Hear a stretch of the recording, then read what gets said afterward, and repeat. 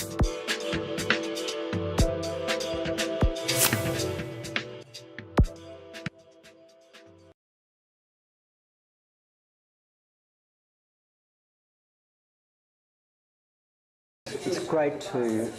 great to be here in this great premises and this very informal setting where I can actually sit down and give a presentation as opposed to normally standing up on a lectern.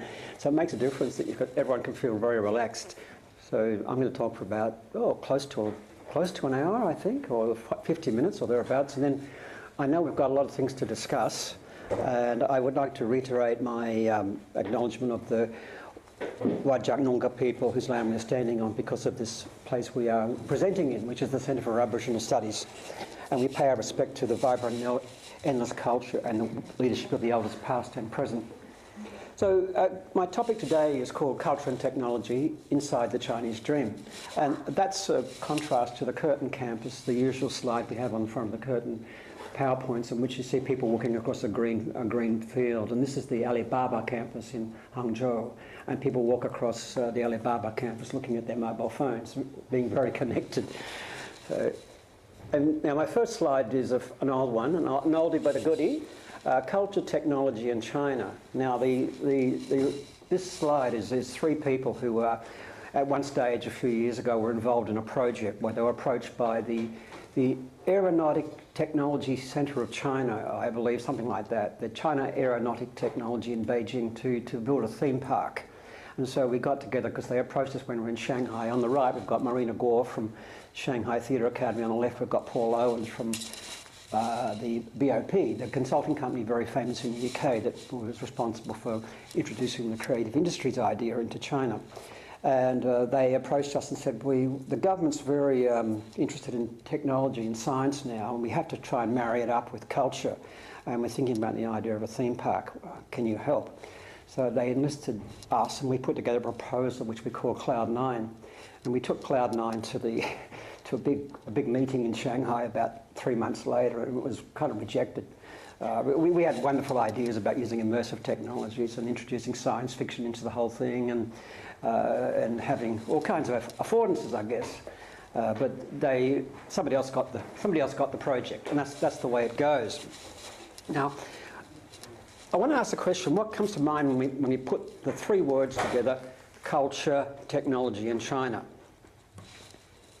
And depending upon where we live today, the associations would be different. In Australia, the average person in the street might think of something like Chinese massage, or made in China, or Tai Chi, or knockoffs, or cheap electronic goods, green tea. It's all good. But unless they were Chinese nationals, whereupon they might tell you about the affordances of something like this, WeChat or Alipay. Now, affordances is something that I'll talk a little bit about later, but our contemporary understanding of affordances, for instance, the digital capabilities of our mobile phones, illustrates how technology affords us opportunities to be more adaptive and arguably more creative, and this applies to China. Other responses to the word association question, culture, technology, China, most typically academic, would refer to the control of the media by the authoritarian state, something that is anathema to the ideals of a liberal free West. Many people from democratic Taiwan or not so democratic now Hong Kong might be inclined to support these judgments. And there is another view known as Orientalism, a tendency to equate China with the exotic, backward and uncivilized, non-technological in fact. I say I'm not going to emphasise that view, but we all know about that view of Orientalism. This backward-looking view stands in contrast to Chinese nationalists like Zhang Weiwei, or even the British Marxist scholar Martin Jakes, who believe that while China is a civilizational state, it's now embracing an alternative modernity and offers a superior model of governance to liberal democracy. Zhang Weiwei wrote a book, this is the book I have, a couple of years ago, and refers to Western democracy as akin to a reality show. And he and others promote the China model. I think that reality show description fits pretty well at the moment. Now, if you live in Africa or parts of Central Asia, you might have a different view. You might likely be seeing a fair bit of Chinese communications technology as well as a lot of Chinese infrastructure. You might even be predisposed to buying Chinese cultural products on Taobao, drinking Chinese tea, or learning to read Chinese characters. Some governments in Africa, Southeast and Central Asia are impressed by the Chinese model of governance, Chinese technological development, and its proposed model of internet sovereignty. Essentially, the point is that most of us don't have a consistent or even a good handle on developments in China today or Chinese history. The modern developments that are founded on technological innovation have a history that's worth recalling. However, if you lived in the 9th century in Central Asia, the territory known as Cathay by Muslim historians was associated with a sophisticated written culture and advanced understanding of the natural world, as were the adjacent territories of the famed Silk Road that connected China to the very developed Islamic, Buddhist and Christian world. However, this was the time of the Dark Ages in Western Europe, but along the Silk Road it was very different. Incidentally, the same Silk Road territory is being reconnected with Chinese technology investment via the One Belt, One Road project, ensuring that cultural goods will add to the gains of trade. Now, the One Belt, One Road looks a bit like this. It's also called the Belt Road Initiative, and we'll maybe talk about that a little bit later, what it means. It's really China going out and extending its influence into territories that it once used these territories. It was once part of this territory. So it's more or less re-establishing its own influence. Now, people from the along the Silk Road territories came to China from the Tang Dynasty onwards. In the 14th century, Marco Polo, the great Venetian traveller, arrived in China. And Polo must have gazed upon the sites of Linan, which is now Hangzhou, then the capital of the Southern Song Dynasty, and wondered how people could construct a place of such infinite splendour. He described Linan as the most beautiful and magnificent city in the world.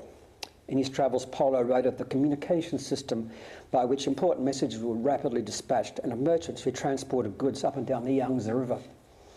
Today, the area that Marco Polo saw is spectacular in a different way. Electronic networks delivering instant messaging have replaced the canals that slowly carried trade and traders.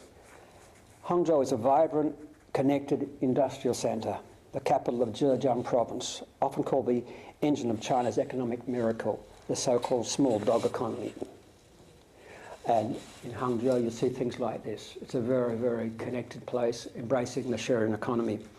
Now, it's worth recalling the 4 great inventions of China, which are, I guess, oops, where's my slide? There we go. There's the Hangzhou brain city, the city brain, very connected idea in Hangzhou.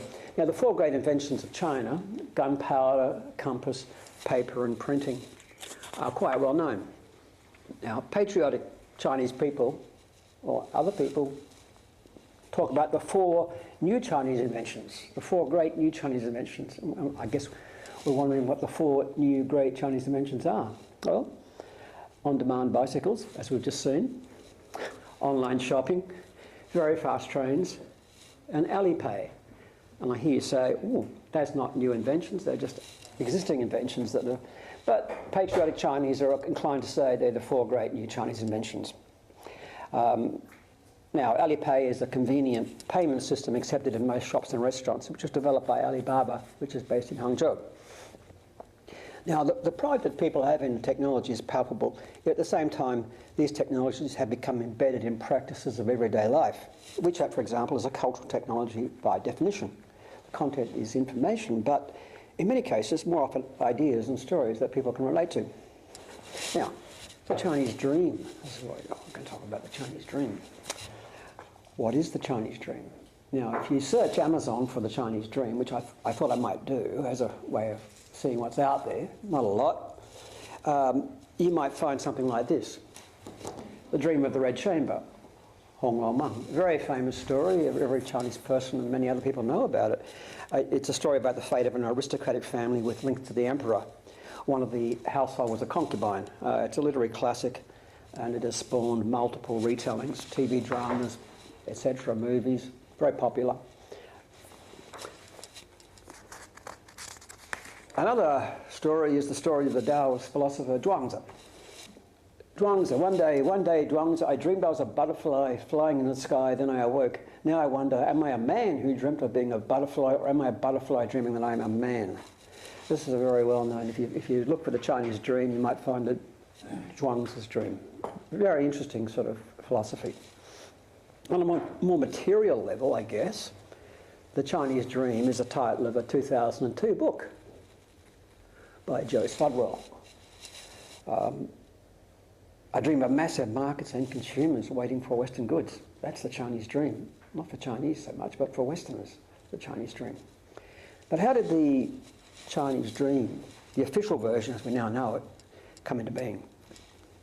One story that seems credible is that Xi Jinping, the leader of China, was alerted to an article written by Thomas Friedman in the New York Times on October 2012, a week before China's 18th National Congress was due to kick off in Beijing. Friedman suggested that if the American dream of a big car, a big house, and Big Macs for all was transferred to China, we would need a new planet.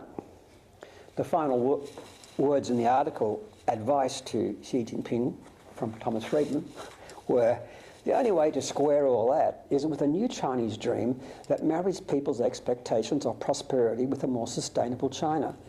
Does Xi know that? And if he does, can he move fast enough? So much as writing on the answers to these questions. So maybe it's Thomas Friedman, the well-known journalist who was responsible for the Chinese dream. But I'm sure that he had his think tank already working on ideas like this. In an article published recently, which I read last week, an Indian journalist proposed the idea, China has a dream, why can't India have one? China's doing all these things. China's got the Chinese dream. Look at it. Look at all the things they're doing. What about us in India? Why can't we have an Indian dream? The dream, by the way, if you're wondering, is normative and rational. Everyone dreams the same way. Not like the dreams that I have. Every night I go to sleep, I have a different dream every night. Most of us have different dreams. The Chinese dream is everyone has to dream the same sort of thing. It's called the Great Rejuvenation, Wei Da Fuxing. We'll talk about that later. And I'll come back to that. Just kind of a little bit of a segue into the other topic on the list is called culture. So we'll just move into culture before we move back to technology. Now, the origin of the modern Chinese word for culture, and most people here know what that word is, it's Wenhua, dates to about 800 BC in the Book of Changes, or the Book of Change, sometimes called. In its classical form, the morpheme wen referred to lines or markings as a measure of learning and refinement when provided a standard to emulate. So there we go. Oh, there's the Chinese dream. There we are. It's a dream of the people. We must realise it. Yep, it's the people's dream. It's not the individual dream, but so there's the culture, the Wenhua. So the first morpheme is about the lines. The knowledge of rites and rituals became essential to social management, and the literati class acted as the conduit for regulating and maintaining traditional values. The second character is Hua. Morpheme has the associated meaning of transformation, change, and nature. From the etymology of that word, Wenhua, the tension between continuity and change. A Chinese sinologist, well-known Chad Hansen, says, literature is the flowchart of a civilization. The Confucian social project is about programming and embellishing people with literature. Wenhua was also translated as civilized. So if you know the content of specified literature in China, specified literature, you had culture. You're Wenhua. You had the culture. You were a person. There was a period in China called the 100 Schools of Thought, about 2,000 odd years ago. But what was common to all schools was the concept of the Tao, the second one, the way. Broadly understood as the way or the path. Another much used term was Zhi, referring to the acquisition of knowledge. And you put them both together, you get Zhi Dao, I know the way, you know the way. The two words combined constitute Zhi Dao, to know, literally know the way. The key questions were, whose way, whose Dao, or who knows? Historically, the creative emphasis in Chinese thought depended to a large extent on defining the Tao, defining the way, and in the process eliminating all opposing Tao, hence the contending of schools, and the need to provide advice to rulers, a process that continues to this day. Essentially, the Confucians believed that correct names were essential. Correct names, you had to name things. And when Confucius' disciple asked the master what is the first thing to do in starting a government, Confucius replied, rectifying names. The sinologist, Chad Hansen, I referred to before, calls the process deeming. Names were deemed to represent reality and people's position. So it was an arbitrary decision to say, well, this goes with this goes with this, but the people who did it deemed that this meant this. The Taoists, on the other hand, argued that language was always inadequate to represent reality or to describe the Tao. If this was about deeming, then whose authority did the deemers have? That is, who deems? In traditional society, there were 4 categories of people who had power: the gentleman, Junzi, the farmer, the artisan, and the merchant, and they lived in different surroundings.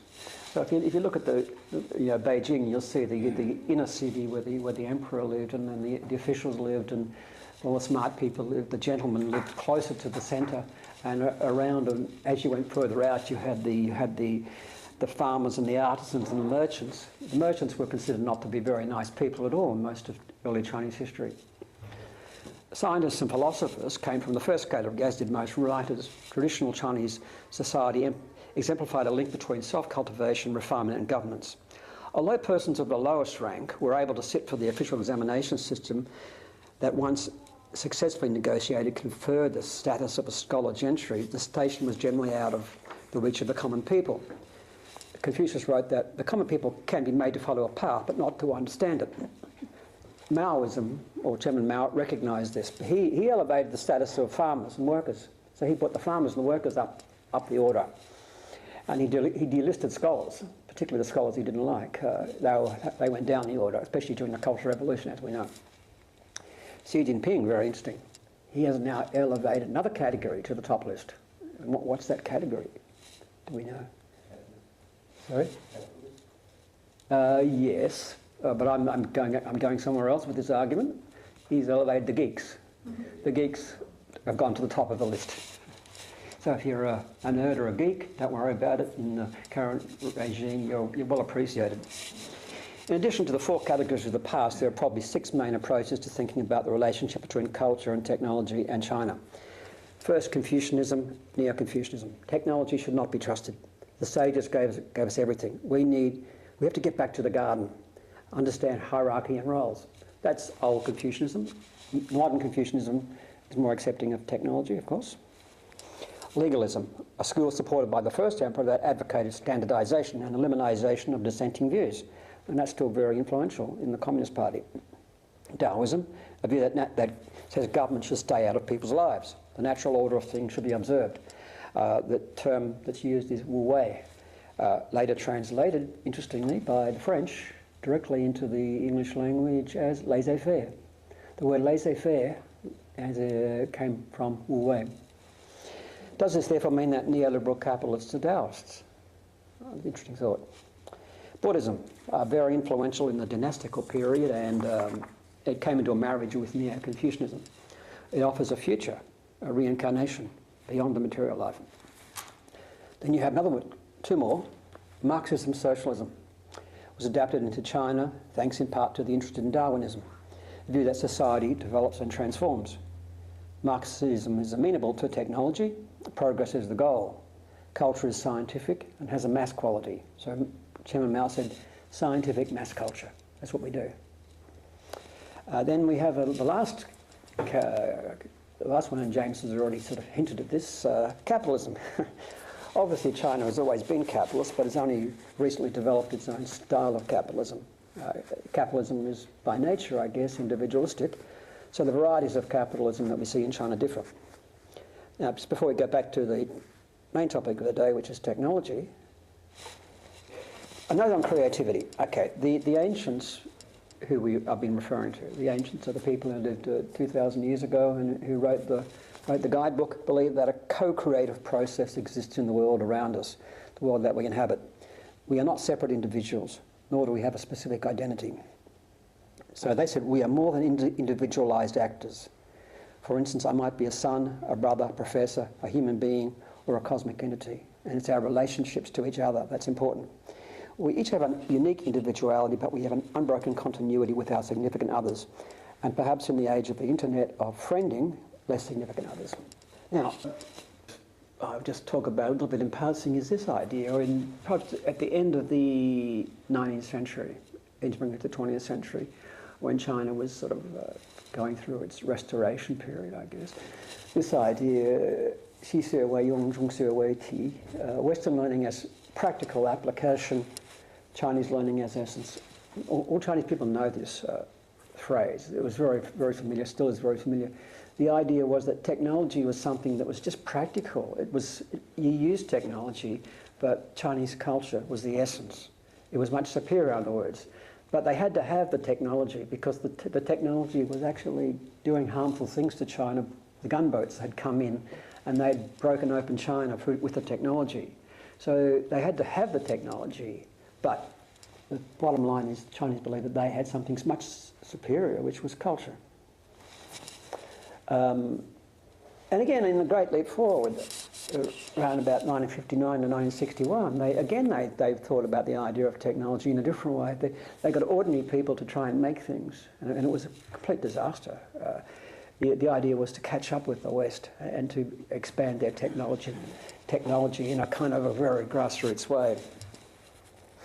So since that period, as we enter into the modern period, after Deng Xiaoping sort of opened up China, and then he was followed by another guy called Jiang Zemin, and then Hu Jintao, and now we have Xi Dada, the current leader, as he's often called. Very charismatic leader, a bit like Chairman Mao.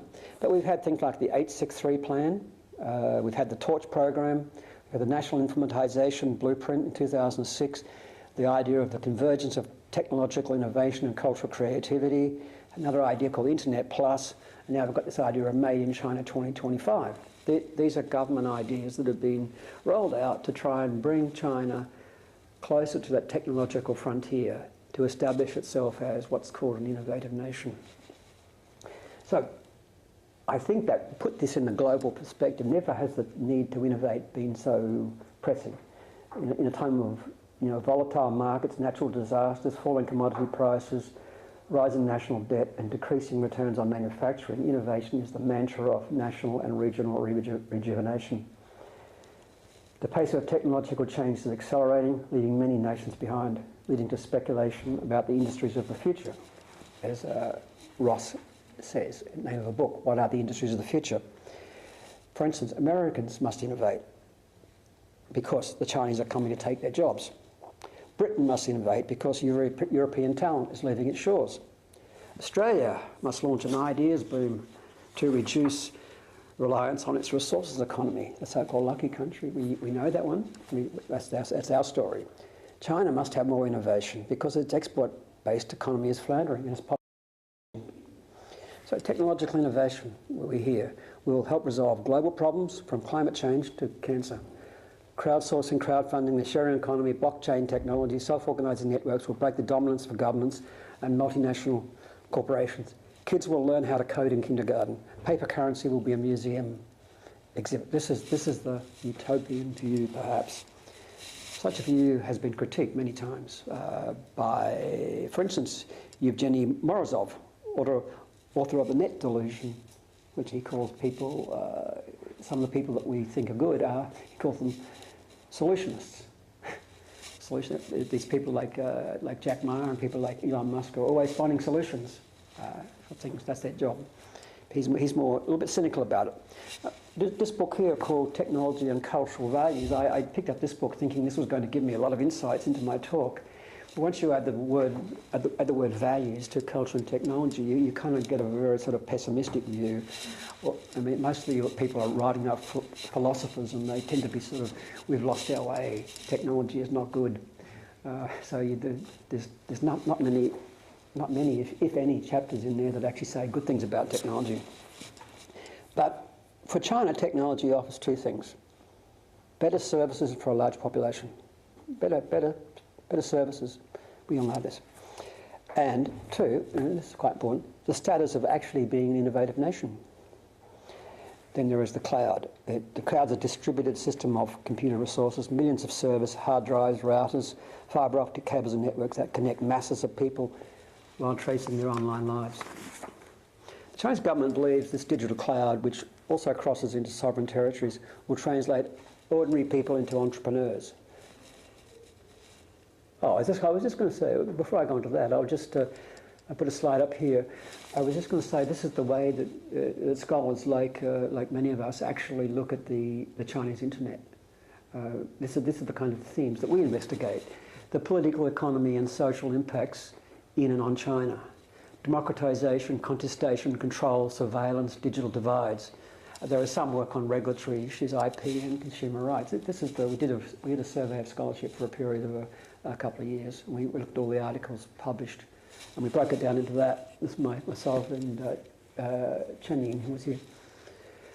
The scholarship on China, on the Chinese internet, looks a little bit different. The scholarship breaks down into 4 groups there, which is, one is the BAT, Internet Plus, the mobile internet, internet thinking, big data.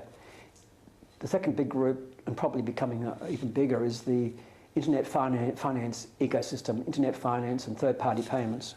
I've just got a book called Internet Finance in China, which is great. Then there's papers on massive online open courses, massive open online courses, and social media. And the fourth category is general discussion of the internet, the internet economy, and the Internet of Things. So we actually did that research, and that's just to show that we did it. You all trust me, of course. We did it. Now, what's happened now is this idea called mass innovation, mass entrepreneurship. So this is the slogan that's come into service in China: mass entrepreneurship, mass innovation. To some people here, this sounds a little bit weird. What's mass innovation? What's mass entrepreneurship? But it tends to go back to the idea of the mass culture and the culture for the masses, and the idea of it's not individualized, it's mass. They have mass innovation spaces now, as opposed to innovation spaces. They call them maker spaces, but they're actually called mass innovation spaces. There's masses of people doing innovation. So the cloud of effluent that greets incoming visitors to China will gradually dissipate. Autonomous cars will drive people to their destinations, and robots will care for the sick and aging population. This is the dream. This is part of the dream, anyway. So back to the Chinese dream. That's China's technological revolution. The figures the numbers are quite outstanding. They're staggering in many respects. The number of people online, the number of people on the mobile internet, the number of transactions that are done, the financial tech, the fintech system, the payment system, the banking system. It's all accelerated in the last 10 years. And so the government's really, really proud of it. And here's a little, I'm going to play this, we've got plenty of time. I'm going to play this little clip. And this little clip I picked up about 8 or 9 years ago. Kind of the time just before this whole thing was sort of breaking out. And oops, there we go, where are we? Click on play.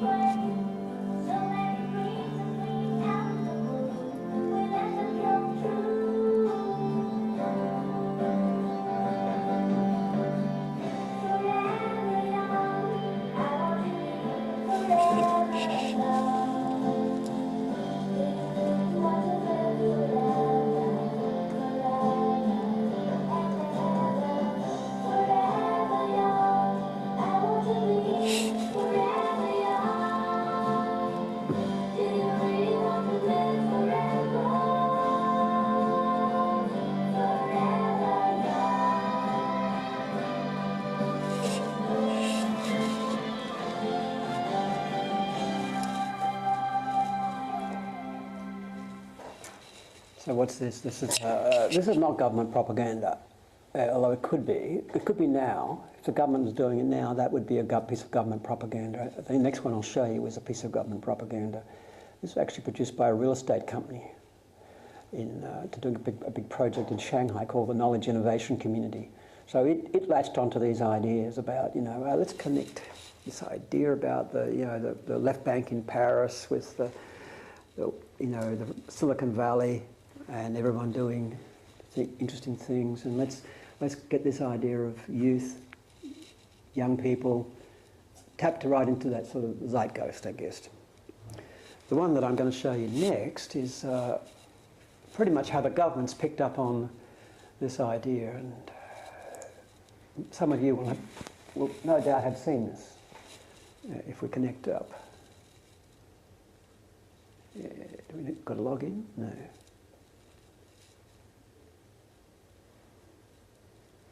So it's got to do. It's the. I'll tell you what it is while it's loading up. It's the 13th five-year plan.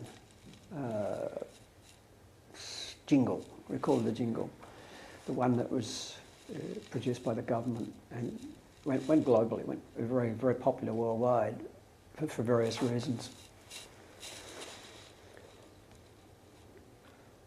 And there we go. China.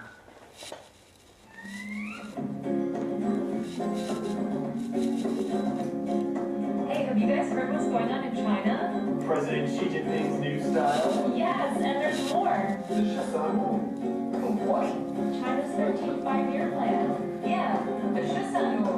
Oh. Every 5 years in China, man, they make their new development plan. China's number 13, the Shisanu, that's what it means. It's a huge deal. Like how huge? Huge. Like China huge? Yeah, China huge. Oh, that's really big. Wanna know what China's gonna do? Let's pay attention to the Shisanu. The Shisanu. The Shisanu. It's just that what? The Shisanu. But who makes all the plans? There is government ministers and think tank minds and higher education contributing fines. Doctors, bankers, and farmers too, and even engineers who deal with food. Ew, I hear that right? It's true. Chorus. If you wanna know what China's gonna do, let's pay attention to the Shisanu. The Shisanu. The Shisanu. It's just that what? The Shisanu.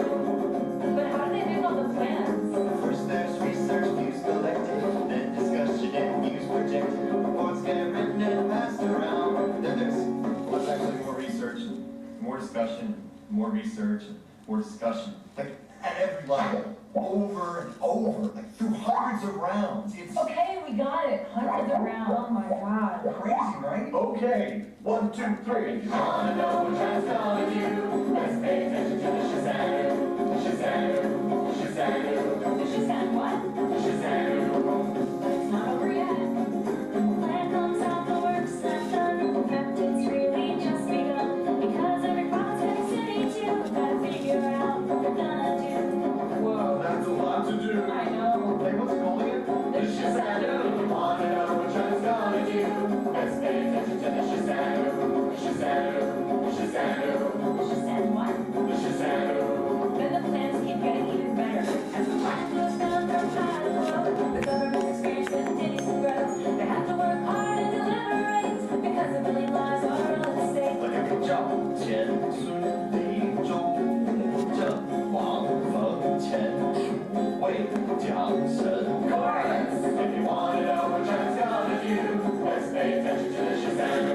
The Shisanu. The Shisanu. Everybody's talking about the Shisanu. So that's it. That's it? Yeah, now it's time to get ready for the 14th five-year plan. What? Yeah, it's just so. The Shisanu. What? Do you want to watch it again? It's actually pretty good, actually. It tells you what they do, and tells you that the government makes the plans at the top level. Oh, okay, we'll go. We'll get out of this. Where are we? Hey guys. Okay, so that's what the government makes the plans, and it cascades down. It cascades down. They do bring in a lot of people in think tanks into it, you know. And like the China Dream idea, where do they get it from? They may have got it from Thomas Friedman, or they may have got it through their think tanks. But they make the plan at the central level, and then it's announced in the 5-year plans or at the National Congress, and then everybody has to follow it. And as it goes down to the various provinces, municipalities, districts, they all try to sort of make their own interpretation of it. And so that's the way that the country works, in a nutshell, probably. So the Belt and Road Initiative, we'll maybe leave that one for discussion, what that actually means. One Belt, One Road idea is the big plan to build China along the Silk Road, to re-establish all that territory and to provide the infrastructure to countries that have got poor infrastructure, bringing in Chinese companies, Chinese engineers and Chinese workers. In some cases this is a good idea, and the locals are very happy about it. In other countries, in other parts along this One Belt, One Road, they're getting a bit of resistance to it. But it's really taken America by surprise. You know, Donald Trump's been out there posturing about make America great again, and the Chinese have actually been doing it. They've been making China, expanding China, developing in a different kind of way. So the second one is the intelligent manufacturing, which we would call Made in China 2025, which is based around the Internet of Things. And it's quite interesting because a lot of Chinese people still work in the manufacturing sectors. You know, 17.8% of jobs are constituted in the manufacturing in China, compared with the Western developed economies like America, where it's about 4%. Of course, the Americans have sent most of their jobs to China to be done, but the fact is that 17 or so %, if they could do it smarter and do it better, imagine what that's going to do to China in the next 5-10 years. So it's a big idea. It's based upon the German idea of Industry 4.0, and it's got a lot to do with Klaus Schwab, the guy that has this idea called the Fourth Industrial Revolution. And so most of the low-cost jobs have gone to China, and more are leaving China as the price of labour rises. And the question is, I guess, how can people be relieved of their manual labour? Should this be the goal? Should all these 17 or so % of people in China be relieved of their manual labour in a kind of utopian way by putting in more robots in workshops and taking their jobs away? This is the danger of this whole idea, I think, because I was contacted by Alibaba last week, and they said, well, look, we've heard about what you're doing with this Digital China Lab, and Shan made the connection for me. Thank you very much. Lance. You know what, Lance, well, the person from Alibaba who I spoke to, I forgot his Chinese name, he's a really interesting guy. We had a chat, and he said, we just opened up this, I'll put the slide up to show you first. We've opened up this shop, super shop in Hangzhou. It's got no staff there. It's all, people just go in there and they can scan and look for things, and it doesn't need people serving. And what a great idea that is. I said, well, we've been getting a little bit of negative feedback about that one in China, everywhere else. People are worried that we're all going to turn into a kind of society run by robots, and so they need a bit more positive publicity about the good things that technology is doing. So let's go back to where we were. So the Great Rejuvenation, this is the idea I referred to before. The Chinese dream is about the Great Rejuvenation. And why is this important? Because China was very a powerful nation 1,000 years ago, and the other countries, the Western countries in particular, and even countries like Japan and South Korea have risen in the world through their technological advances and through capitalism. And China has not had the chance to rejuvenate. It is doing it, but it wants respect. It wants to increase its soft power. It wants to tell the world what a great place it is. So the Great Rejuvenation is also about making the Chinese people feel proud of everything. It wants to be an innovative nation, and they have this idea called strong cultural power, which is another version of soft power, which means that they want their strong culture to go to the world and to have strong cultural power. There's a lot of people in China using the word power at the moment. And I just go into a bookshop in Xidang and I look at all the books on the shelf and it's about the great powers. The great powers, can China be a great power? So the power thing, the power rhetoric has become very, very part of Xi Jinping's regime. He wants China to be a great power, strong power. This goes back about 20 years to early 90s. Even before the soft power idea came in, there was an idea called China's peaceful rise developed, and this came up, and they had this idea called comprehensive national power. What was it called? 综合国力 or something. Comprehensive national power, and they were all parts of it were about building China's power, but it ran into a bit of resistance because people said, "Oh, China's becoming powerful. We have to tone that down." So they changed it to harmonious society or harmonious development, which was a little bit less aggressive sounding than peaceful rise, although peaceful rise doesn't sound too bad. But the idea of power is very attractive. And we have this idea called Internet Plus in China that was developed 2 years ago. And just after China did it, within 4 months, India did it. India had their own version of it, Digital India. So China had Digital China, Internet Plus, and then 6 months later, India followed. Well, so India's kind of following China. But this is what it is. It's to integrate mobile internet, cloud computing, big data, and Internet of Things with modern manufacturing, to encouraging the healthy development of e-commerce, industrial networks, and internet banking. So it's already happening very fast.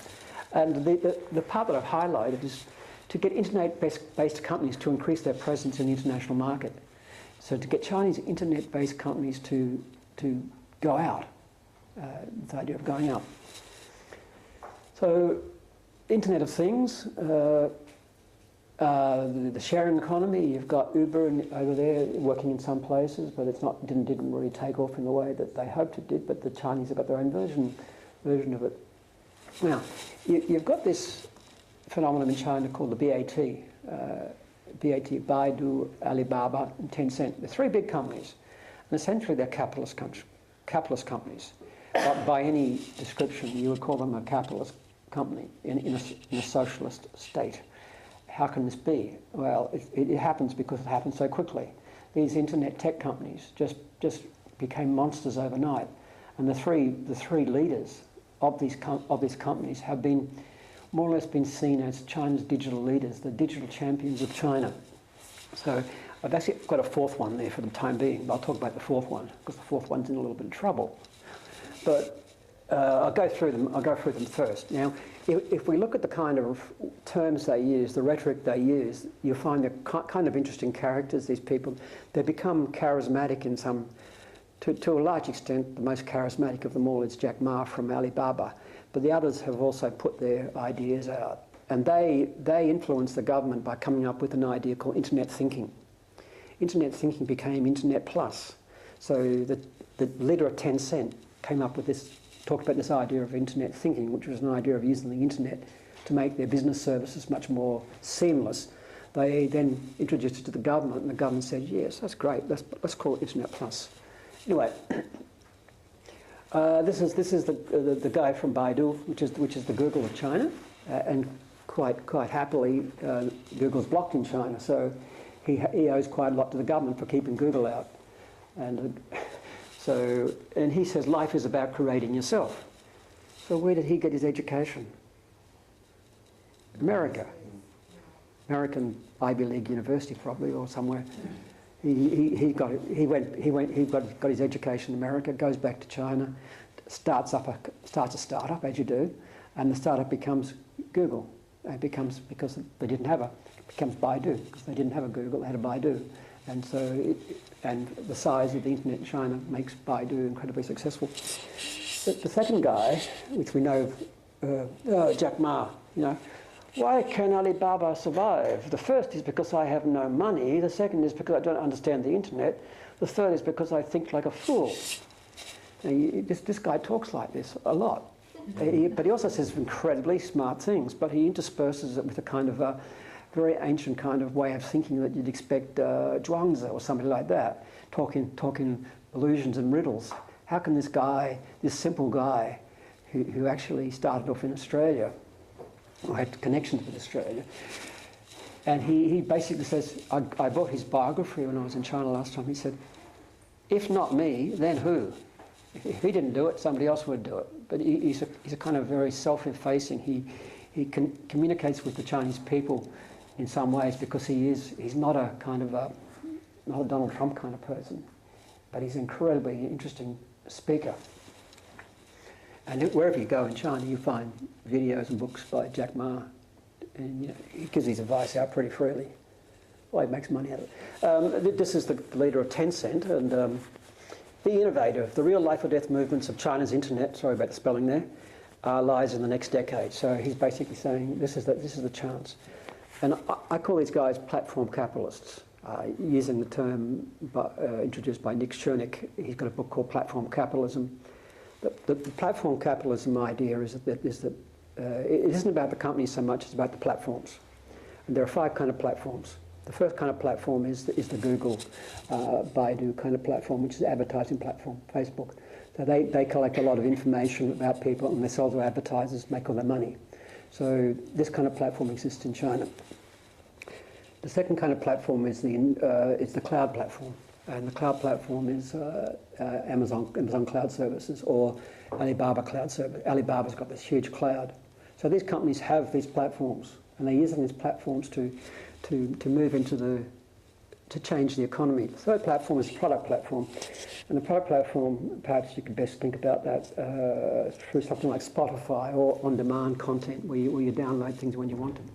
So this is the way that things are these days. People don't want to buy things that are solid, although they do use e-commerce and buy things through the mail, of course. But so the third platform, the fourth platform is the industrial platform, the industrial platform, the Internet of Things.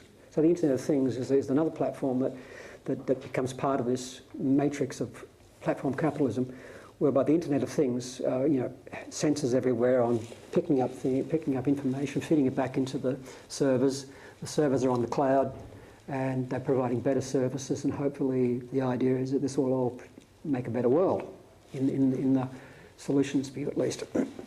The fifth platform is what he calls lean platforms, and lean platforms are things like Airbnb and Uber and these kind of things that don't own the infrastructure, but they have a way that people can get things on demand. It's a modern version of outsourcing work. You have workers out there who are willing to get in their car and drive around. So all these things feed into this platform capitalism idea in China. Now, this guy, interesting, Wang Jianlin. Wang Jianlin is the 4th big guy in China. He was China's richest man about a year ago. It's between Jack Ma and him, who's China's richest man. He's in trouble now. He's the guy that developed this Wanda company in Dalian, and he was in the People's Liberation Army. He was a true communist. Then he became a capitalist, and he got involved in real estate. He made a lot of money, and in his book, which I have, called The Wanda Way, as you do, I buy these books by these leaders to find out their philosophy. It's called The Philosophy of Wang Jianlin, and he quotes, "Private companies that go global to expand their business are answering the call from the government. At the end of last year, China State Council specifically released specifications to guide private companies going global. It can be said that Wanda answered that call." So at the moment, he's in a little bit of trouble because he answered that call. He's bought up too many foreign companies, and especially American companies, especially film studios and theatre chains, that the government's saying, "You're sending all this money offshore and you're in debt. It's a bad sign. You've got to sell these things." So he's currently divesting himself a lot of his theme parks and things like that. So, but he was about to move into the digital realm. He was about to become the BATW. He was talking up, I'm going to be up there with the other 3 guys are internet guys, specifically, where he's an old-fashioned sort of real estate come theme park come movie mogul. So he was going to build this, well, he wasn't, he's building this great movie studio in northeast China, which is fantastic. I was actually been there and had a look at it in being built, and it's got everything in there, but currently at the moment it's on hold. So, about 5 minutes left. So things like autonomous cars, The race is on. It's the race to claim the glory of providing solutions to problems. Autonomous cars are one of the solutions. As mentioned before, this is the Alibaba shop. This idea is very hot in China at the moment. I don't know whether people can relate to that. Deep learning. This is Baidu's deep learning, big brain.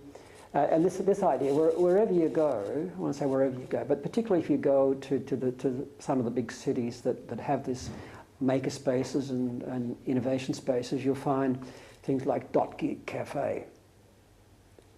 The idea of having a startup, having a digital startup, apparently goes with coffee. And it's very interesting to me because I drink coffee, and I've been going to China for a long time, and it's often very hard to get a good coffee. Now I know where to get a coffee. You just go to these places where you've got maker spaces, because apparently that's what you need. You need coffee, not tea. And then you have Ant Financial. You have Dreamtown in Hangzhou. And Dreamtown is this place that's kind of a startup in itself. It's built on the Silicon Valley model, whereby you pitch an idea. You pitch an idea to business leaders, and if you pitch your idea successfully, they will let you into Dreamtown for 3 years, and for 3 years you get 250,000 renminbi, and you get mentored by experts, and you're supposed to build your startup into something that will become the next Alibaba. And this is what it looks like inside. You know, it's people pitching ideas and listening, and it all sounds very similar to what happens in Silicon Valley. And they've got the Cloud Town, and Alibaba's, you know, the cloud. So once you graduate from Dreamtown, you can go to Cloud Town, and then go to Sensor Valley, and then there's a SciTech. You know, Hangzhou has become this monster. I mean, the people from Hangzhou here, you know, from Hangzhou, you know Hangzhou? Yeah. You should be very happy because Hangzhou is rising. You might get a job when you go back. And the other one I just mentioned in passing is Shenzhen and Tencent. You know, Shenzhen 20 years ago was nothing.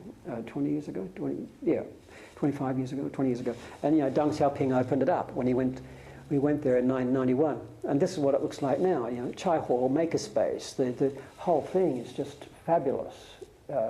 Interesting place. A lot of people go to Shenzhen, come from everywhere, because it's a place where you can be entrepreneurial. And the Huaqiangbei place, which is a place where you can get a gongban. Gongban is a board that you can do all your making on. Your make to become if you tinker around with things as people do. Electronics market, but it's part of the sharing economy. So this is what the dream appears to be now. And it's important. What I want to leave you with is whose dream is it? Whose dream is it? In the Chinese Revolution, who were the dreamers? The workers, the farmers, Gongdongbing, the people. They were given a chance to dream about a future. Currently, it's not them so much because they've had their chance. They've done okay, generally speaking. These guys, it's these guys. It's the generation known as the losers. Not generation, it's the demographic known as the losers. And every time I show this slide, people laugh because the concept of a loser is a person that's probably younger, is quite smart, plays around on computers, could be a hacker, could finish up being a hacker perhaps, but the government is trying to lead them into a positive future, positive energy, to stop mucking around on computers and hacking things, but hack for a good reason, become a maker. So, finally, what is happening? This is part of our research project. The internet is transforming China. We know that. So we're interested in what's happening in China, but also happening when it's going out. The internet is taking China out to the world, and Chinese companies to the world. So we find a lot of acquisition of resources. Companies like Lenovo, IBM, Motorola. Lenovo have bought into IBM and Motorola. They have Silicon Valley Ventures. Alibaba has acquired the South China Morning Post. Wanda has acquired cinema chains and movie studios.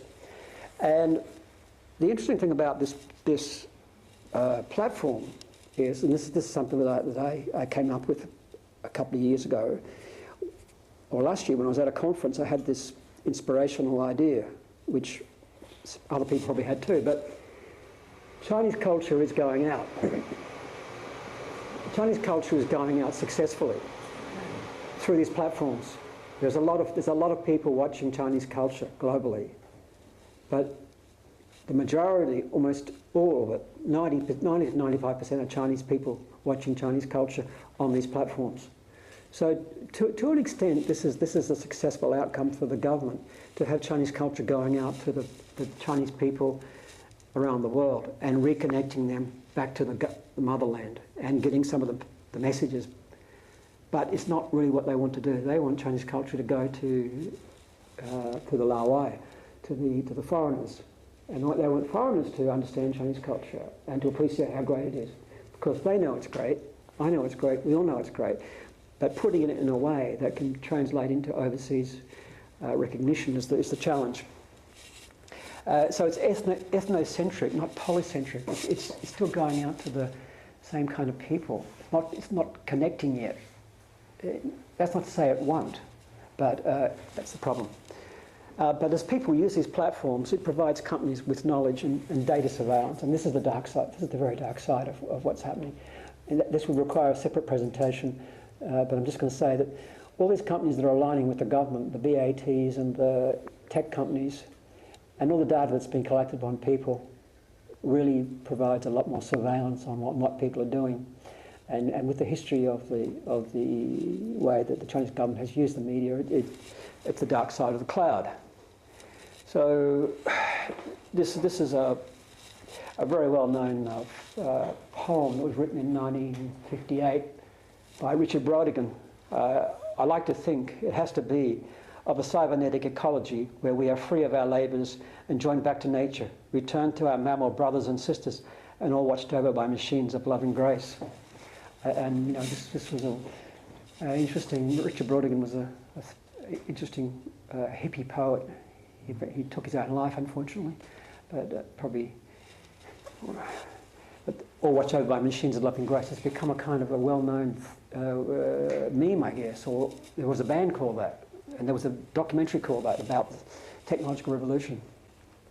So it's the Big Brother. This is the final thing. It's the Big Brother scenario, and this would require a separate presentation. It's not something that we are looking at directly in our project, because our project is about the more positive sides of China going out and the solutions that it's providing. But as I said before, there's always the dark side of the cloud, and that's pretty much it, I think. Yes, into the show.